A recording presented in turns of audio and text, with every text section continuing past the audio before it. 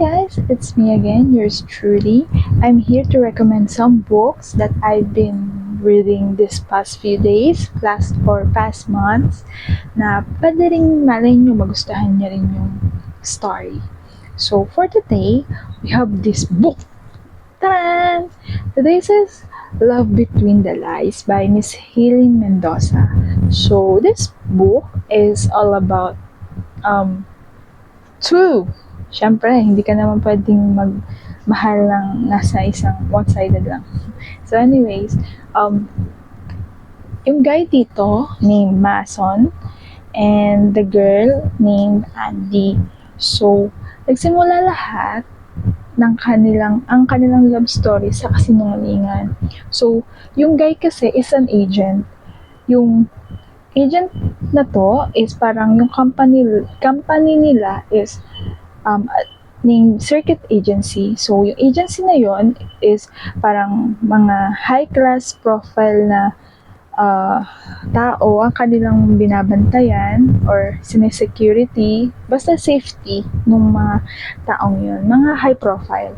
So, syempre, every mission nila is hindi nila pwedeng sabihin yung real identity nila, kung saan sila nagmula, lahat gawa-gawa.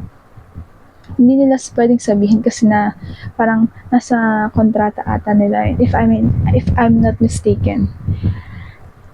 Na yun. So, after mission nila, ang mangyayari is parang mawawala na lang silang parang bula. Yun, hindi na sila magpapakita dun sa taong yun, kung sino man yung yun nga, yung binabantayan nila. So, nagkaroon ng mission si Mason, which is si Andy. Si Andy is anak nung parang pinaka-boss nila sa agency. Ngayon, binigay sa kanya yung mission na yun kasi siya yung parang pinagkakatiwalaan talaga nung boss nila. So, hindi naman akalain ni Mason na mai-inlove siya dito kay Andy. Pero, hindi naman niya sinabi lahat. I mean, yung totoo kay Andy. So, after ng mission niyan kay Andy, na protektahan siya, ganyan, na pinull out na siya, na sinabihan siya ng boss na, okay na yung mission mo, abort ka na, ganyan. Si guy, syempre, nawala na parang bula. Ngayon, ito na yung part na, bago sila maghiwalay, may nangyari sa kanila. So, hindi alam guy na nabuntis niya yung babae. So, hindi siya aware na may anak siya doon. So, after na, nawala na siya. Parang ilang months ata, or almost a year, is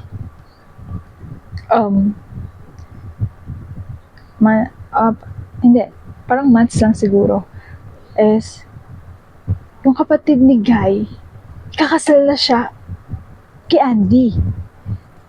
So, paano nangyari yun? Siyempre, babasahin niyo yung book. Ang lakas talaga mag-endorse. So, anyway. So, yun. Ikakasal siya. And then, kinasal si Andy doon sa kapatid niya. And then, ayun. Di ba ang gulo na. Basta yun, doon na mag-i-start na. Mapapaisip ka na endgame ba sila? Ganyan. Paano mo aayusin yung gulong pinasok mo? Diba? Ganon. So, nag-enjoy ako dito sa book na to. And because of this book din, kasi actually, Rozovsky lang talaga yung kinokalik ako kay Miss Hailey noon. Then, nakikita ko yung mga post nila sa Facebook, sa na may mga Patreon na sila ganyan. Then, na-curious ako sa ibang story hanggang sa, nahook na ako sa story niya. Then, parang lahat ata ng self-pub book niya is hinant ko talaga. So, gusto talaga mabasa and gusto ko talaga siya makulit. Kasi, grabe, into na ako, parang, doon na ako sa part ko na, gina akong dito sa genre na to na medyo may pagka-dark romance na napupunta na ako sa deep. Ayun. So, yun lang naman. Sharing my thoughts. Sana may napulot kayo. Sana may napulot kayo sa video to. And, check her works. so amazing and thumbs up.